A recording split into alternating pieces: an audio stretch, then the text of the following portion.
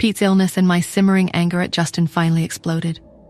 I confronted him about his careless words and things quickly escalated. I punched him. Yes, I punched him. And then he tried to kiss me. It was complicated. Chester showed up to patch Justin up, adding a layer of awkwardness to the whole situation. I left, still reeling from the encounter.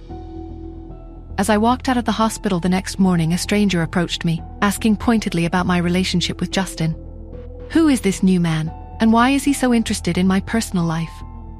What secrets are lurking beneath the surface of his questions, and what dangers do they foreshadow?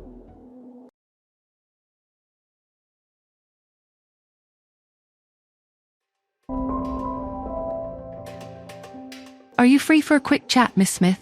He asked, his voice polite but firm. I raised an eyebrow, a flicker of irritation at the delay. Who are you? I asked, my tone cool. He offered a small, almost apologetic smile. I am Joel Smith, nephew of Ian Smith, and the current owner of the Smith Empire. Oh yes, I replied, my voice carefully neutral. I've heard of you, Mr. Smith. I knew very well who he was, of course. He seemed relieved that I recognized his name, his position, but his focus quickly returned to his purpose. I wanted to speak with you, he began, his gaze intense. Because you saved my Uncle Ian's life. I owe you a debt of gratitude for that. I blinked, surprised by this unexpected admission. I'm not sure I understand. And because of that debt, he interrupted, his voice earnest, I feel obligated to warn you about Justin Hunt.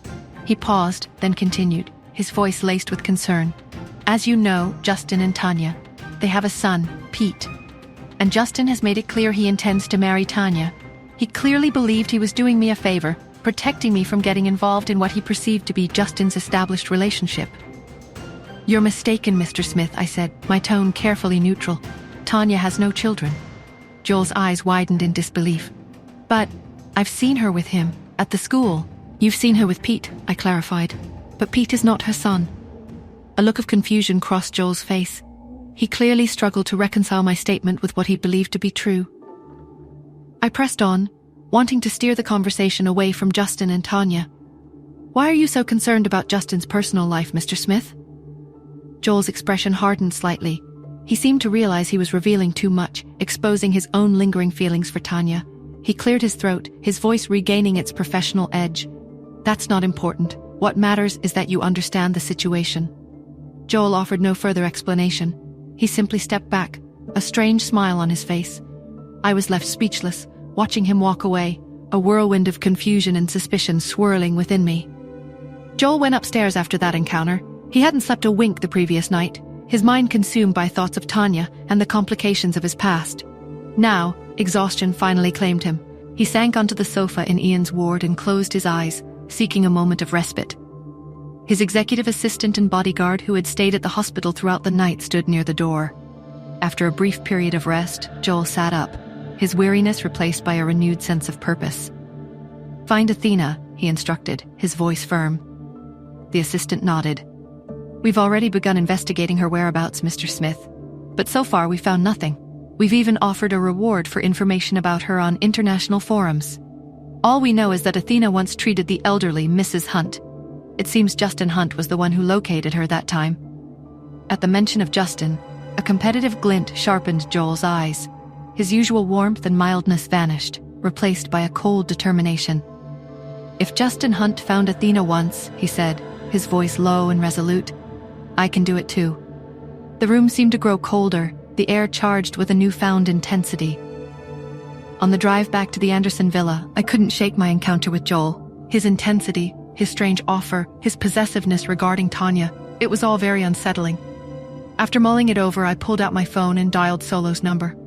Solo, I said, my voice low. I need some information about Tanya Turner and Joel Smith. What about them? Solo's voice was calm and professional. I just had a strange conversation with Joel, I explained. He seems overly concerned about Tanya's relationship with Justin Hunt. It's like he's still protective of her. That's interesting, Solo replied. I'll look into it. What exactly do you want to know? Their history, I said. Did they ever date? What's the connection? There was a brief pause. Then Solo's voice came back, slightly surprised. They did. Quite seriously, in fact. They were together for a while, but then Tanya left him. And then what happened? I pressed. Joel eventually married Tanya's half-sister Hillary, Solo said, a hint of something unreadable in his tone. It was complicated. I frowned, piecing together the implications.